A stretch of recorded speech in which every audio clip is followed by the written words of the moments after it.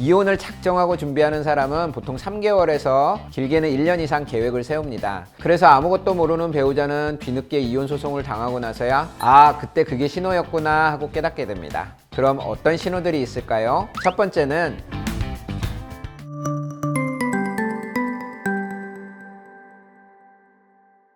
안녕하세요. 함께하면 마음이 편안해지는 가사 전문 변호사 최경섭 변호사입니다. 얼마 전 40대 남성분이 상담실에 오셨는데요. 변호사님, 아내가 갑자기 3년 전 일을 정확히 날짜까지 기억하면서 제 잘못을 따지더라고요. 평소엔 기억력이 좋지도 않은데 이상하게 느껴졌어요 라고 하시더라고요. 알고 보니 그분의 아내는 이미 4개월 전부터 법률 상담을 받으며 이혼을 준비하고 있었습니다. 오늘은 배우자가 이혼을 계획하고 있을 때 나타나는 신호들과 그럴 때 어떻게 대응해야 하는지 정리해 드리겠습니다.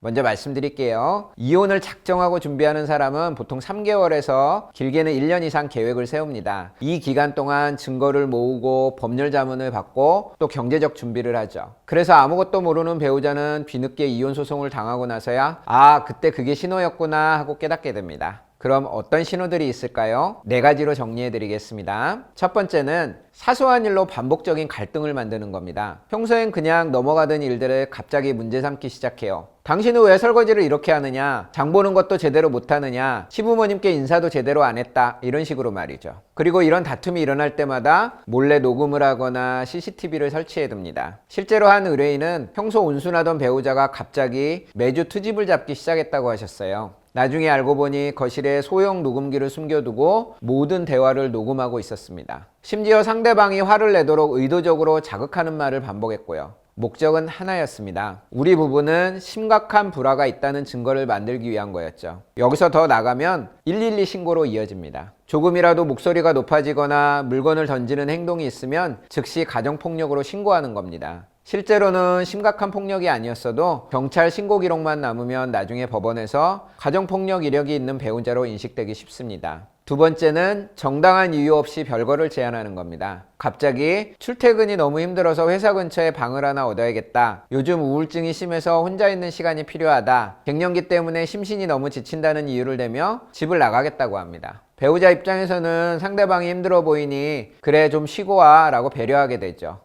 하지만 이게 함정입니다. 처음 한두 달은 주말마다 집에 오고 가족과도 잘 지내는 것처럼 보이지만 점점 간격이 멀어집니다. 3개월, 6개월이 지나면 거의 연락도 안 되고 1년쯤 되면 완전히 남남처럼 지내게 됩니다. 그리고 나중에 이혼 소송이 시작되면 이렇게 주장합니다. 우리는 별거에 합의했고 이미 부부관계가 파탄났었다. 배려 차원에서 허락한 별거가 법적으로는 혼인관계 파탄의 증거로 둔갑하는 겁니다. 법원도 1년 이상 별거한 부부를 보면 이미 회복 불가능한 관계로 판단하는 경우가 많거든요. 세 번째는 과거의 일을 정확하게 들먹이며 잘못을 추궁하는 겁니다. 어느 날 갑자기 배우자가 심각한 표정으로 앉으라고 합니다. 그리고 이렇게 말을 해요. 2021년 8월 15일 당신 친구 결혼식에서 나한테 술 취해서 소리 지르며 모욕적인 말 했잖아. 그거 언어폭력이야. 2019년 명절에 시어머니가 나한테 밥도 제대로 못한다고 했을 때 당신은 옆에서 웃고만 있었어. 그게 나한테 얼마나 상처인 줄 알아? 이상한 점은 평소에 기억력이 좋지도 않던 사람이 날짜, 시간, 장소, 상황을 육하 원칙에 맞춰 정확히 설명한다는 겁니다. 심지어 그때 무슨 옷을 입었는지까지 기억해요.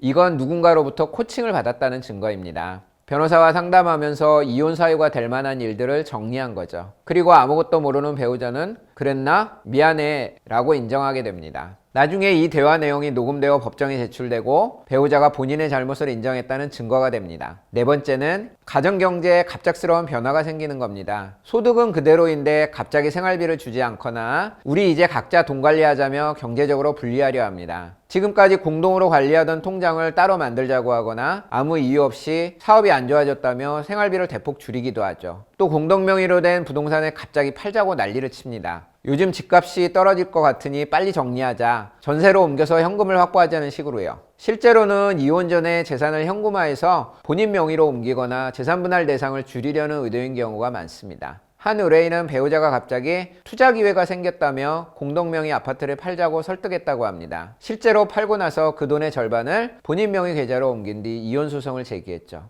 재산분할 소송에서 이미 각자 절반씩 가져갔다고 주장하며 추가 분할을 거부했습니다. 그렇다면 이런 신호들을 발견했을 때 어떻게 해야 할까요? 첫째, 증거를 확보하세요. 상대방이 증거를 모으고 있다면 나도 마찬가지로 해야 합니다. 대화 내용을 녹음하고 문자 메시지와 카카오톡 내역을 저장하세요. 특히 갑작스러운 별거 제안이나 경제적 변화에 대한 대화는 반드시 기록으로 남겨두시길 바랍니다. 둘째, 함부로 인정하지 마세요. 배우자가 과거의 잘못을 추궁할 때 그랬나 보네, 미안해 라고 쉽게 넘어가면 안 됩니다. 기억나지 않거나 사실과 다르면 명확히 반박하세요. 그리고 그 대화를 나도 녹음해 두는 게 중요합니다. 세 번째, 전문가와 상담하세요. 혼자 고민하지 마시고 가사 전문 변호사와 상담해 법적으로 어떻게 대응할지 미리 준비하시길 바랍니다. 이혼 소송은 준비한 사람이 유리합니다. 상대방이 먼저 준비하고 있다면 나도 대응 전략을 세워야 합니다.